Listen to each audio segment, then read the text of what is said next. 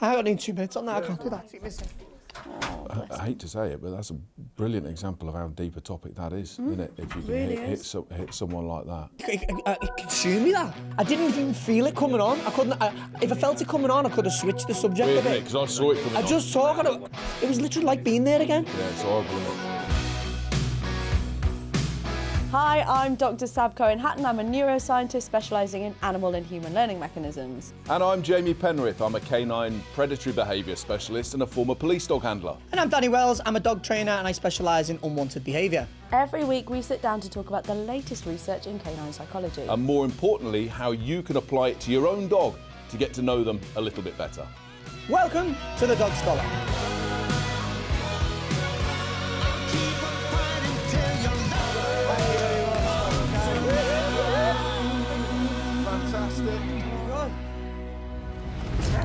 Do dogs grieve when other dogs die? I've lost dogs over the years that were really, really close to each other, and as hand on my heart, I can say the other dog didn't care. Didn't care less. And I'll tell you why.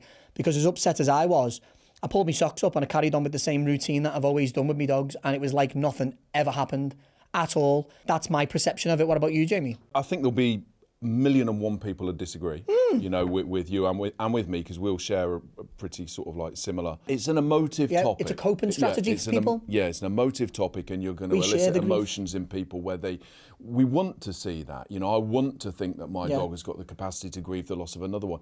The reality, for me, right, so I'm not saying for anybody else, anybody can have their own. It's harmless to have your own interpretations on things. Last year I lost one, and this year, earlier on, I lost one last year as well. Yeah. So I lost a dog, Tilly, within our it was a 7-dog household. So we've got grandmother and grandfather. Then we had Tilly, which is their daughter. Then we got Pumpkin, which is her daughter, and then we've got Truman and Tink, which is her son and daughter.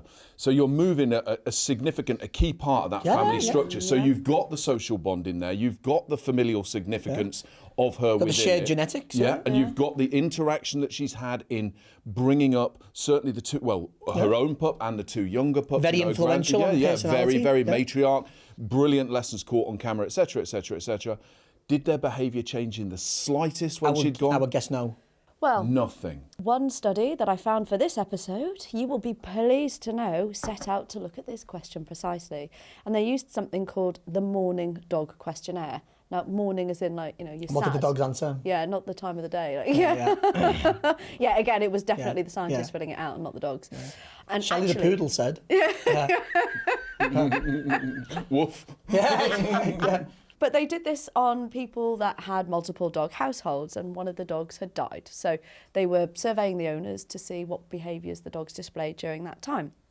But the commonality that we had of all of the people that participated in this study is all of their dogs had lost a member of their pack. Yep. They wanted to know if there were any behavioural changes in the dogs and whether they were down to the loss of the dogs, regardless of how the owner was feeling about it. The changes that they saw were things like increased attention seeking for comfort, and the dogs were eating less, as well as emotional changes like increased fearfulness.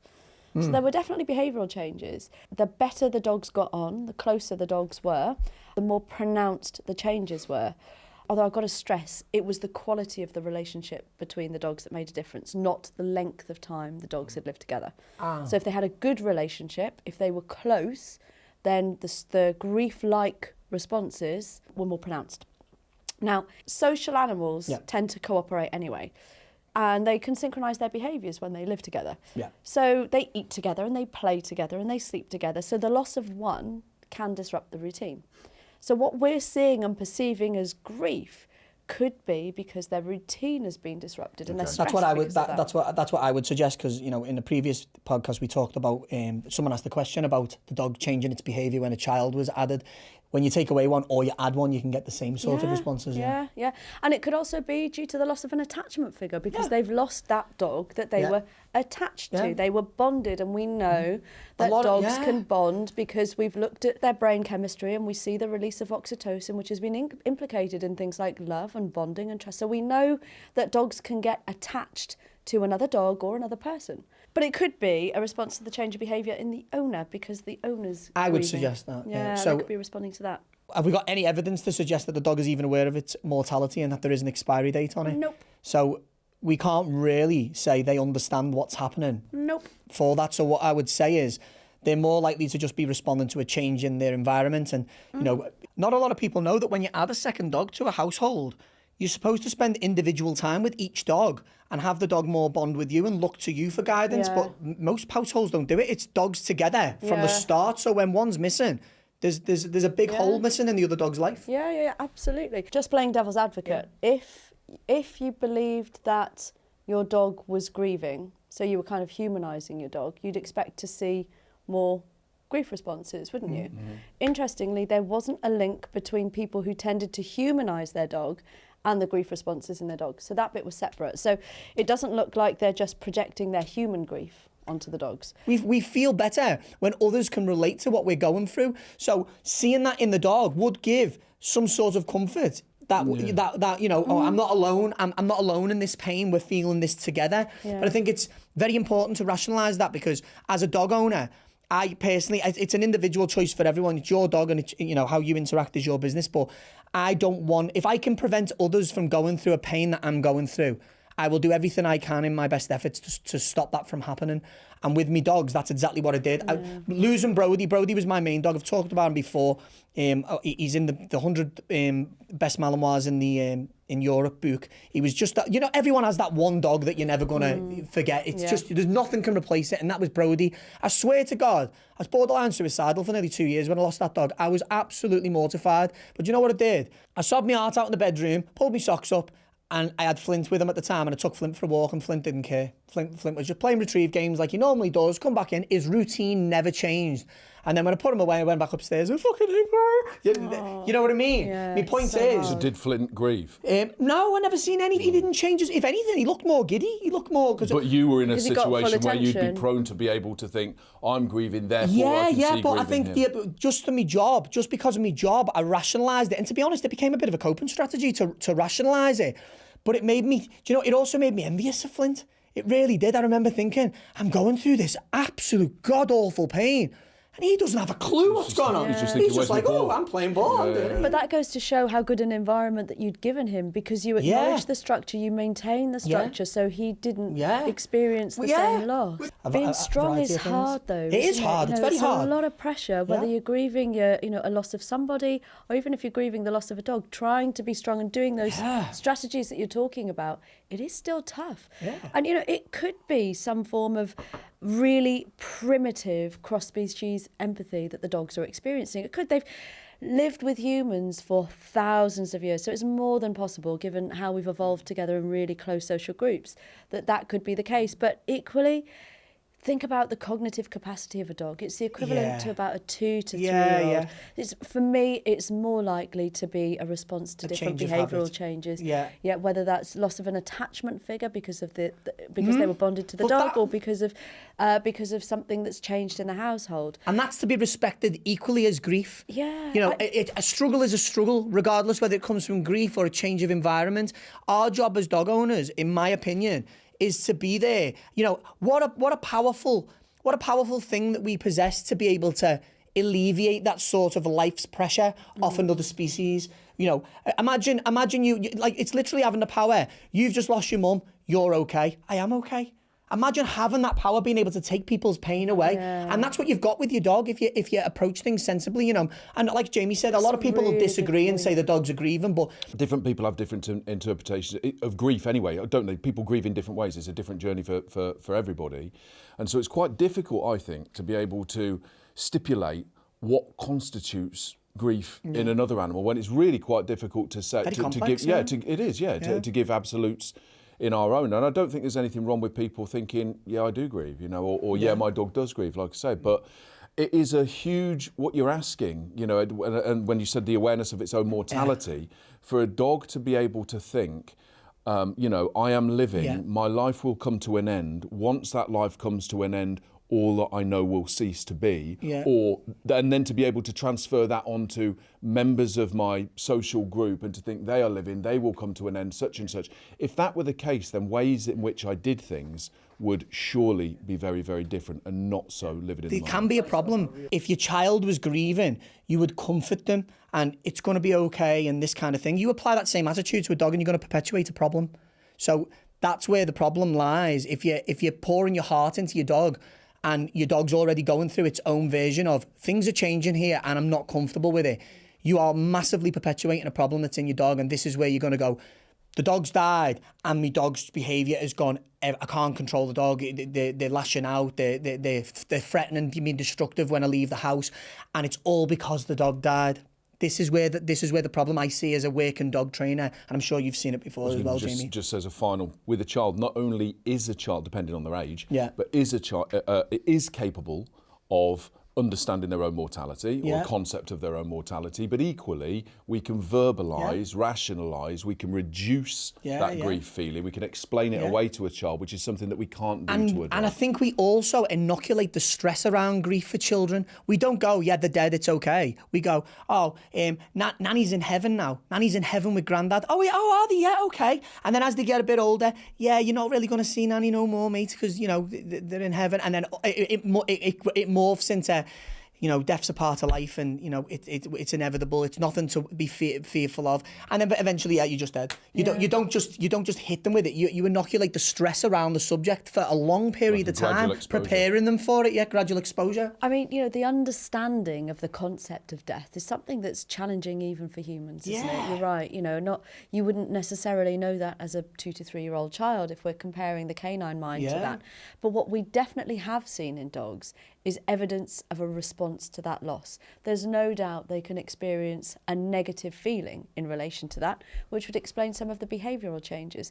There's no doubt they might be seeing things that are different in their owner that's resulting in some of the behavioural changes. So for me, despite the fact that they might not understand the concept of death, they will absolutely feel the ache of that loss. Yeah, how can you possibly say it is 100% grief when there's absolutely no evidence that the dog's even aware of its mortality? And what a blissful existence that is, by the way. Isn't it? Yeah. You don't have to worry about your impending doom. You don't have to worry that you might get cancer. You don't have to worry. All you do is live in a world of, I don't like that, but I like this, and I'll do this. Right at this moment in time. Yeah, what a bliss. I'm just thinking about that. Butterfly. This is why I chose to work with dogs, because when you surround yourself in that blissful ignorance, it picks you up. It's a good feeling. Well, one thing that humans do is something called confirmation bias. So we'll have a tendency to look for pieces of information in our environment that match the idea that we have in our heads. And we can do that selectively sometimes. So if you're convinced that your dog is grieving, you're going to look for signs that kind of confirm that. And would I be right in saying that if you're going through some sort of trauma or grief yourself, you're more likely to look for that and share that experience with another individual or another species? Undoubtedly. Would the flip side of that not be true? That if I think my dogs don't grieve, then if I see something that could be grieving, I interpret it as being not grieving because I want to confirm my own bias that dogs don't grieve. Yeah, quite possibly. That was a beautiful double negative there. We're going to go back into that conversation. Quite possible, but what I would argue is if you're on that side of the fence, you're probably more likely to be a lot more rational than you thought. It's a lot easier to cloud your judgments when you're really emotionally invested and upset and grieving. Yeah, but it is a perspective thing, isn't it? You know, and it's funny because we talk about which side of the fence you're on depends completely on your view. So if I was to draw a big 6 in the middle of the table now, I'd be convinced it was a 6, but you'd be looking at it, you'd be like, no, that's absolutely a 9. Yeah, that's 100% a 9. 100%. I'll give you an example. I think it'd look like a pair of broken binoculars. Yeah. A monocle with a handle. Let's take it to auction. What me and my partner get out of dogs is 2 completely different things. I love being dead active with the dogs. I love training them. I love taking them out. I love watching them roll around and interact, all this kind of stuff. And I love progressing them in terms of, I like teaching them new things and they learn different things. Charlotte likes to spoon them. She likes to have a little wrestle with them. She you know, if she's straight on it, checking their paws, checking their ears and all this kind of stuff. And, you know, unfortunately when we lose one, she really, really struggles. But so we've got 2 different personality types there who interact and get something completely different from dogs. And I remember when Jeffrey died last year, and Jeffrey was your Staffordshire, Jeffrey was the Staffordshire Bull Terrier we had, and we rescued the other bull breed, Ralph, who had really bad anxiety issues when we first got him. And Jeffrey and Ralph were together all the time. Yeah. And when Jeffrey died, I remember of a morning, we used to let him out and he'd run around chasing each other around the garden. So I just filled that gap. I let him out in the morning, chucked the ball, and he'd done the same thing, but for a ball. And I remember she every now, you know what it's like when you lose your dog or you lose anything. 1 minute you're all right, next minute you get a lump in your throat and you're off. And I remember Charlotte with a lump in her throat and she went, "He doesn't give a shit, does he?" And I went, "No, he doesn't, but that's a good thing, Char. He doesn't have to experience this. It take joy in seeing that he's fine. That's good." She went, "I'm just jealous." Oh. It's a funny thing, isn't it? Because it's one of the certainly when you're talking about grief, when you said about being rational or being logical, sometimes people will confuse that because there are different types of people, aren't there? And you can be a logical person or you can be an emotive sort of person who perhaps sees more into things that a logical person would say, "Show me the evidence to demonstrate that." But quite often with some, because I'm logical around and I'm quite pragmatic and in regards of our own mortality and things like that. But that can come across as being a bit cold to a lot of people. Do you not think a bit of like compassion fatigue, that kind of thing? Yeah. Is it such a bad thing to have those softer edges where you can think? I don't think I don't think either's bad as long as you're true to who you are. Just like you wouldn't get angry at someone because they're not grieving in the same way as you. Well, don't get angry at people who perceive the world in a certain way. Everyone's built differently, aren't they? I know when you'll be the same as me when I'm training with people, if something were to happen and the dog thinks, "Oh," or the dog thinks, "Oh, what the heck was that?" And I'm just sort of, move on, doesn't matter, move on, continue, don't draw anything to it, let's go on, let's do. That's exactly where I'm going with it. That's exactly where I'm going with it. Whereas you could have somebody, you say, "Why? Well, why?" They just spooked at something or they didn't expect, or whatever it happens to be. Because you don't want to magnify it. Yeah. You don't want to amplify it by drawing attention to it. And I think I'm probably right in saying that that's what you're saying. Yeah, that's exactly what I'm saying. You can see it with children. When Harper was growing up, and my older daughter, Ebony, if she fell over, unless I witnessed anything that needed attention, I go, "Come on, get up, let's go." I don't want her to go, and you can see it. You see when kids fall, "Are you okay?" Yeah. The kids end up a wreck. Like everything, every little bit of adversity, they fold. We've got to build a bit of resilience and build, you're doing it for the greater good, aren't you? When you're saying move on to your dog, you're doing it because if you do that, your dog will move on. Yeah. And now your dog won't freak out when he hears a car backfire or a wagon goes past. The resilience that you feel, you want to transfer. And that's again applying that logical thought. So that there's not an irrational emotive outcome. Inside, you might be thinking, "Oh God, oh my God," or whatever it happens to be. All the time, yeah. But externally, that isn't what you're projecting. It's about making the right decisions despite how you feel. I get it. Yeah, I mean, there is something, isn't there, about being mindful about how you're feeling and your own needs, if you like, but then doing the right thing for your dog. Yeah, 100%. That's exactly where I'm going with it. Yeah, 100%. I think it's a real and I think it's hard, isn't it? Because you feel it. Yeah, you do. Yeah, you really do feel it. Yeah. But from my personal experience, again, everyone's different. With not talking as a dog trainer now, talking as a dog owner, it really did help me. Helping my other dogs and seeing them not struggle like me, that gave me comfort. Yeah, I'm sure it would for you. Yeah, it's like taking taking control. When you say about the feelings, taking control of them rather than being controlled by them. Yeah, do you know what I mean? Because there's no doubt that dogs will respond to the way that you're behaving. 100%, there's no doubt that they'll be, potentially even registering how you're feeling. We've looked at research that looks at chemosignals, which are basically chemical messengers in your sweat, and they change depending on whether you're fearful or whether you're happy. So dogs can also quite literally smell your mood. So you have all of these things that are happening that are giving indications to your dog. So they might be reacting in a very kind of black box, hardwired way to go, that behaviour that I'm registering on my owner means this will happen. Yeah. So it absolutely could be the case that the dog is sensing your distress, not necessarily knowing it's grief, or not necessarily sensing your grief, but sensing your distress and then feeling it. So that's kind of like if you surround yourself with negative people, you start becoming negative. Exactly. Yeah. That. Oh, wow. Exactly. That might just be because they're really miserable. Dogs live a blissful existence of ignorance where they don't have to worry about the things that we have to worry about. Why would you subject them to something like that when you can literally allow them to just move on with the life? Yeah. Shield them from it. It doesn't.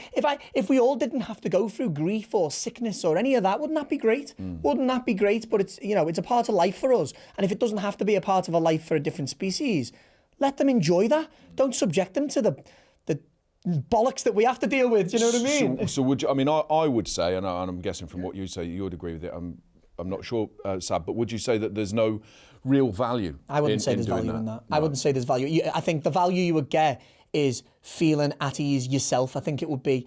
Or possibly making it feel worse for yourself by feeling that that's something that you have to do. Sometimes when we're in a state of grief, we want to subject ourselves to pain. We're in this perpetual cycle of torturing ourselves. And, you know, you lose your dog. How many times you lost your dog and you're going through your phone and looking at your pictures and you go, oh, what am I doing? Do you know, in the end, I was doing that and Charlotte will attest to this. I was doing that so much that I come downstairs, my eyes were bloodshot red, sobbing, and Charlotte went, Daniel, what are you doing? I literally went in the living room and took every picture of him off. I took all his trophies off I put it all in a box. I took his ball, his bowl, his check chain. I took everything. And I put it in a box and I put it in the loft. And I swear to God, I get a bit overwhelmed saying this. And I said in the loft, I said to him in the loft, I'm sorry, mate, but I can't look at it. I'm not ready for it. It was well difficult, honest to God. Yeah, I can well understand that. But that's the thing, you know, dogs become such I a haven't huge been part to- of our lives. Of course we have. No, don't. Oh, bless him. I hate to say it, but that's a brilliant example of how deep a topic that is, isn't it? If you can Really hit is. someone like that.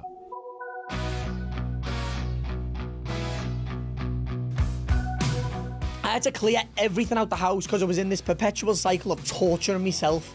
And I think that what you brought up just then about, you know, you need to see, that can be a form of that. You know, we just need to see, you know, the process of upset and we torture ourselves with it. I think I at the time, so one of my police dogs that I took to had to have put to sleep because he'd gone through hell in terms of, you know, medical aspects, but he was a fighter and he'd come back from it. So you generally, you know, your logical, pragmatic, you know, rational self would say, now's the time, don't put it. Well, look, he's come back, and the vet would say, seems like he's going on. He went on, but was almost like prone to developing conditions and stuff. And in the end, it was, he has to go. And that was the most horrendous at that time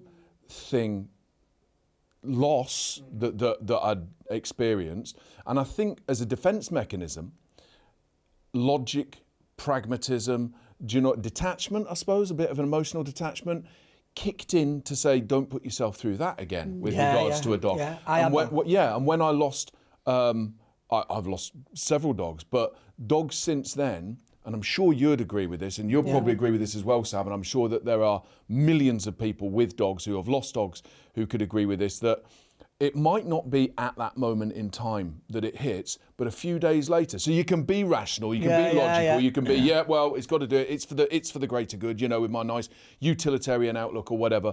But a few days later, everyone's human, and it hits you like a ton of bricks. You know, and I don't think there is this, you're that way, so you're not that way. It's very much a case of having both. I don't think I'll grieve for anything as much as I grieve for that dog. I think it made me a better person. But to be honest, I've lost family members and everything. I've always been a little bit cold.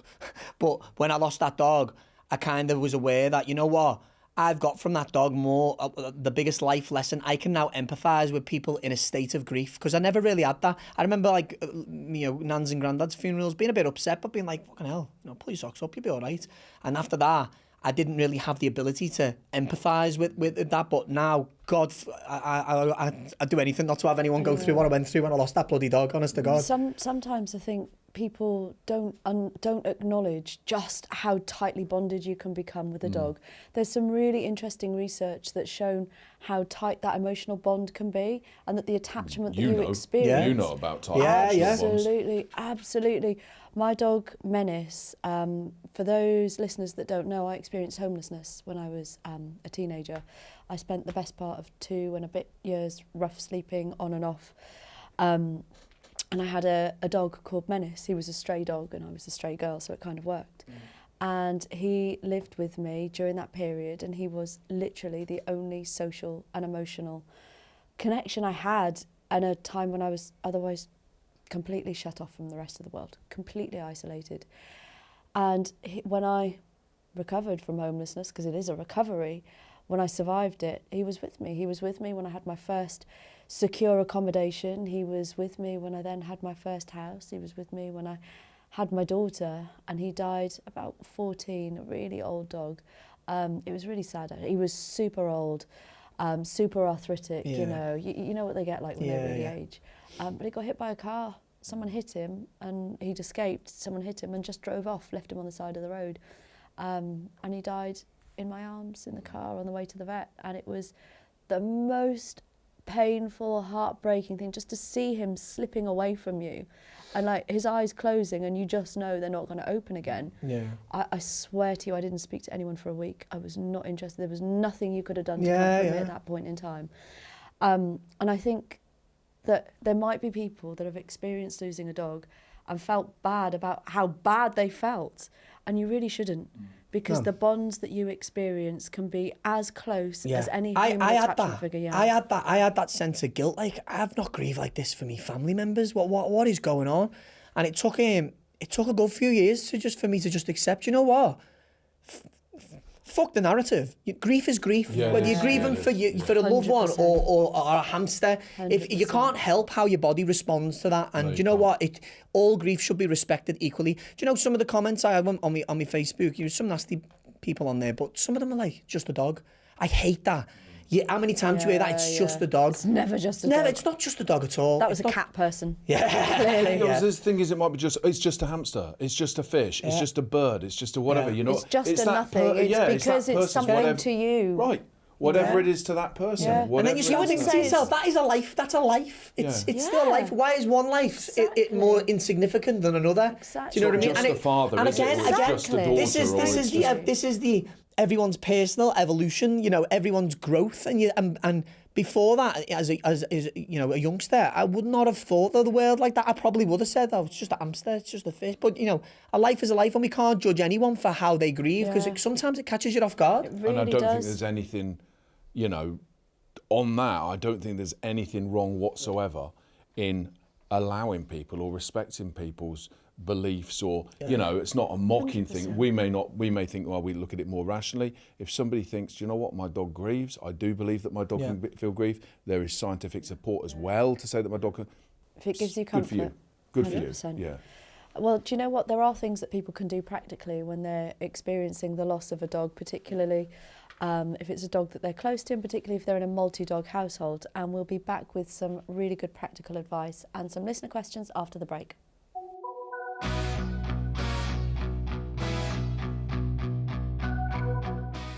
Welcome back. We've got some great practical advice if you have been struggling with experiencing the loss of a dog. So, gents, in your experience, what can we do? The routine's a big one for a dog. Dogs are more likely responding to a change of environment. So, you know, as a rough example, I've spoke about this in the past. When I recently lost my Staffordshire Bull Terrier, Jeffrey, last year, he was with Ralph, my other bull breed, predominantly like his whole through his whole life. Since we got Ralph, and as soon as we let him out in the morning, he'd run around the garden. Well, guaranteed, if I had to let Ralph out in the garden and there's no one to run around with, that's a big change to his environment. Which is going to contribute towards the stress of why is these things changing. It's a routine, isn't it? So I gave him the same outlet. I opened the door and I threw the ball for him. He still got to run around the garden. Many things, you know, if there's a certain time of the night where your dogs start rolling around the ground together, have a little play of tug with them. Try and keep the routine as much the same and slowly change it to how you now want your life to be. That's a real good way of keeping your dogs relating to the environment the same as when the other dog was there before. So it's a more gradual change of context. It's a more gradual change. It doesn't hit them like a freight train. Do you know what I mean? Yeah. And actually, if they are experiencing the loss from the change of routine, if you like, because they would have synchronised their behaviours when they were living together, then that's one way of mitigating that. That's it, yeah. Isn't it? Do what you would normally do. You know, dogs they're pattern creatures. They like routine. They like consistency. You know, keep that consistency going. If you're doing it with eyes that are absolutely full of tears and hands that are trembling so much that you can't throw a ball very well or whatever, then so be it. You know, there's nothing wrong with that. There's no shame in that. And if you want to feel that your dog is grieving, feel that your dog's grieving, but just keep things, like you're saying, keep things as they are, keep things normal, keep to routines. Don't necessarily overthink or over project that emotion, you know, because I don't think it will really do either yourself or the dog much good, because it's like, I'm in this terrible situation, we're in this terrible situation, whereas hence emotional contagion, right? Whereas you know that you can be feeling really miserable, and your dog can do just like the slightest thing that raises a smile. Do you know what I mean? And can help to sort of like 100%. break you on. And or break going you on out. from that, if you're lucky enough to have a dog, an elderly dog, and you've enjoyed all them years, but you know that time's coming, be proactive. Have a conversation about euthanasia as a family, and make a list. Make a list of all the things that dog might do with the other dog, the interactions they have, if there's certain times, if there's certain triggers, and think how can we make a more compatible, give them a compatible behaviour. So that's the wrong way of saying really it. good Incompatible point. behaviour. That's a really good idea. Yeah. So you're preparing for it. Yeah. So you can work You can out prepare what for it it, is the and dog is doing. and if put you, something in place. 100%, and at the time it happens, if you're noticing changes of behaviour, for example, your dog would normally be content on his bed, but now he's pacing around the living room. Pop a lead on him and sit with him for a bit. Give him a stroke. Just sit with him. Don't allow that pacing to perpetuate a further emotive response. They're not practicing a behaviour that you don't want them to do. That's it. Yeah. So would you say pop a house lead on them? Yeah, you could pop a house lead on them for a bit. Let them settle What's down. a house lead? If I don't know what a house lead is, Well, what's just a lead, or if you have a long line that you only use in the house, we say house lead, because if you're using it outside, you're going to get mud through your house. But yeah, you could just be your normal dog lead. Just stop them practicing the behaviour that you know is going to take them on that ladder of arousal that they can only climb. A ladder of anxiety that they're only going to climb. Yeah, it's a really good point. And we should say, actually, in the set here, we've got some of the dogs that have actually died. And we thought it would be a nice way to golden retriever. immortalise This them. was one, weren't it? That's right. We got Lucky there, the golden retriever. the And Schnauzer. Ollie, the miniature Schnauzer. And so there is something, if you have lost a dog, looking at what helps you to grieve, what helps you to remember those. So, little things like having photographs in places that give you comfort is a really good way of doing it. Or from your dog's point of view. You've got a ring, haven't you? I carry Brody around. Going to start me off again. I carry Brody around everywhere with me. I had his ashes put into a ring. I wear it. I never take it off. Brody's legacy will always live on. He's the logo to my company. That day is Brody. It was a picture of Brody that I silhouetted out, and he became my logo. They live on. They live on. And for Brody, I mean, there's an amazing legacy with Brody, because you changed the way that you train based on that dog. And you've helped thousands of dogs based on the interactions that you had with Brody. So his legacy lives on in every dog that you've stopped being euthanized because you've rehabilitated. And it doesn't have to be something as significant as that. It just has to be personal to you. 100%. I think that grief for people and for dogs doesn't need to be seen as being this crippling, debilitating emotional state, but rather something that is necessary to go through, As I say, whether they feel it or whether they don't, we can never ask them as such, but if they do, allow them to go through it without intensifying. If they don't, just go through it. As we touched on with Sab before, when you mentioned the chemo signals, that might be, it's not something I've played with as a dog trainer, but it might be something to take note of if your mood can be contagious to your dog. So if you really are grieving, you're really upset, but it's 5 o'clock and it's time to take the dog for a walk. Maybe incorporate a bit of distance in your walk. Throw the ball at distance. Don't spend so much time in close space. It's something I'd be interested to go and play with. One day, hopefully, I don't have to do it too soon. But it is something worth taking note. You know what I mean? Yeah, absolutely. And it's just those little ways that you can seek comfort for yourself. Right. Do the best thing for your dog. Yeah, that's the main one. Do what's right for your dog. Try not to pour your heart into your dog and add to a further stressful, the further stress of the environment changing so suddenly. Well, we've got some great listener questions this week. Jamie, what are they? I'm going to start with question 1, which is always a great question to start with. Every time. Can't help but think your mind just goes down that path. It's a serious episode. Just bringing in a little bit of humour. It's been every episode. Let's lighten the mood a little bit. Let's lighten the mood. Question 1. Are dogs labelled as bonded pairs an example of love, or is it codependency? Oh. What do you think? Oh. Well, Again, I love you. There's no doubt dogs are fond of each other, and if you have a group of dogs, some dogs are more fond of 2 of them will run off together all the time and 2 of them won't. That usually, to me, I see that as they give that dog what that dog wants. So if it's little Lenny, this is Lenny, my dog. my little terrier.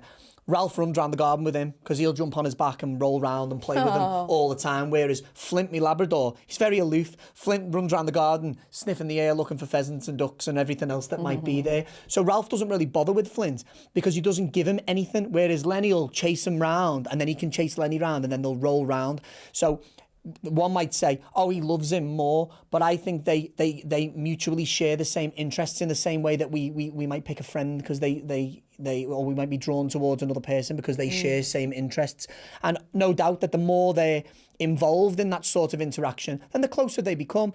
Is it love? I think, again, we it's a very complex emotion to we did a push. podcast on this. Yeah, right? we've got a previous very episode on topic, it. If you want to check that episode out. I once went out with someone. I once went out with this guy who told me that he loved me, and you know when there's like that awkward silence, and I tried to say I really like you, but it came out wrong. I know, yeah, that would have gone down well, wouldn't it? It was worse. I said I'm in like with you. I'm in That like felt with fantastic. you. Yeah. What was next? Yeah. Why was he next? Could have been worse. Could have been. Thanks. Yeah. Oh, it's sweet. Yeah. Sweet. So let me going back on the question. I love that. I love that word. Them bonded pair. I think, in my opinion, given the Ralph and Lenny example, the more a dog is practicing, an outlet for their particular interests, drives, then they become more bonded. It becomes habitual. They as soon as they go out, where's Lenny? What's he doing? Is he running at me? It is a bonded pair. They are far more bonded. And Lenny's only 8-9 months. Yeah. But he gives Ralph far more than Flint will ever give him. Everyone's very quick in this industry to pick on that. Like you could say, oh, look at them, they love each other. And someone will be in your comments, dogs don't love, dogs don't love. I think it's okay to say these things. It's okay to say, he loves them, doesn't he? There's nothing wrong with that. Like when we touched the episode on jealousy, I've said loads of times, we know that it's a very complex emotion and they're not going to feel it in the way that we do. But I've said many times, oh yeah, jealous get. Yeah. You just do. Who wants to live their life in that detached, mechanistic sort of like, not at all, yeah. Question 2. This was quite a long one. This is a long question, yeah. I've got 2 rehomed / rescue dogs. Both were early adults at 2 to 3 when they came to us. I believe I gave them both good lives. But do you think the enforced change of human or person affects them negatively in any way? They adapt to their new homes and to people, but do you think, given the choice, they would return to their OG circumstances? What's OG circumstances? Original gangster. Yeah. Original gangster. Oh, I still. But no, anybody under the age of 40. I think Incorrect use of OG. No. Their original circumstances. So they have a really cool gold chain. Yeah. Lots of tattoos, yeah. So they would, do you think, given the choice, they'd return to their original circumstances? We're not talking about abuse, and we're not talking about neglect cases, just change in circumstances due to the rehome. This podcast is about understanding the differences between dogs and people, but sometimes we can draw examples to make information relevant. If you change from one job role to another, you feel the change. It takes time to adapt, and dogs are not too dissimilar.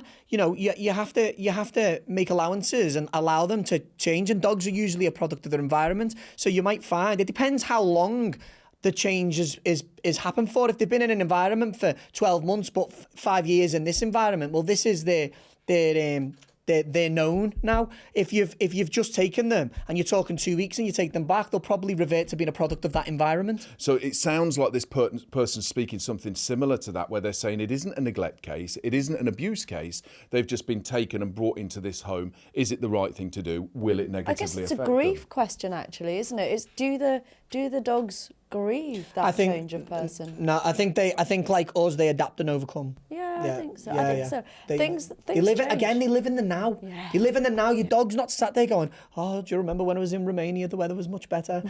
They don't live in past context. They live in the now, and they just adapt to the environment around them to suit them. Am I being fed? Can I get water? Am I comfortable? Am I out of the elements? Train many dogs for people, and I've never once witnessed like, oh my God, I miss anyone. They might have a bit of anxiety about the change of environment, but I always give clear homework. This is how you're to interact with your dog 2 weeks prior to me taking the dog. This is how where the dog sleeps, when the dog sleeps.